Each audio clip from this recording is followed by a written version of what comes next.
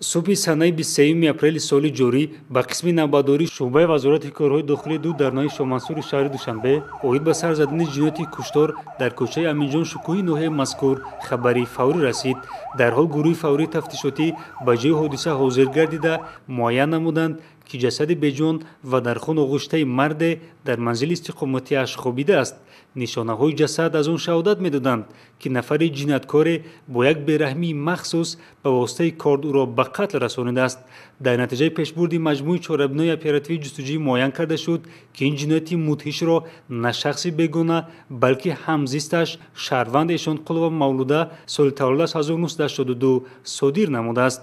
аз нишондоди гумонбаршаванда Шаҳрванд Эшонқулова Мавлуда маълум гардид, ки ӯ бо шавҳараш Шаҳрванд Хайруллин Вгаршак Вилсонович соли таваллудаш 1963 дар ин манзили истиқоматӣ муддати тӯлонии зиндагонӣ дошта, пайваста ба нӯшидани нӯшокиҳои спиртӣ машғул мешуданд.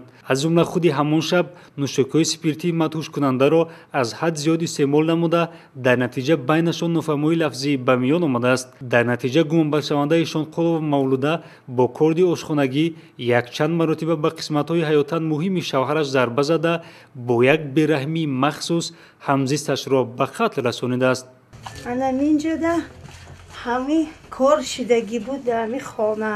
айҷа гирифтум корчара и хел ҳами хел چه خوب بودک анами хел خیرولین хоб буд маст. анами ҷоҳожда анами хел 5 бор задум.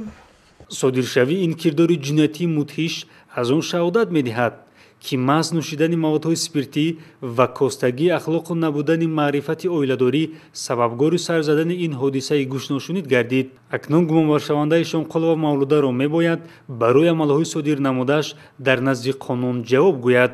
ҳаёти осоиштаву фазои кушодро ба пушти панҷараву чордевори маҳбас иваз хоҳад кард.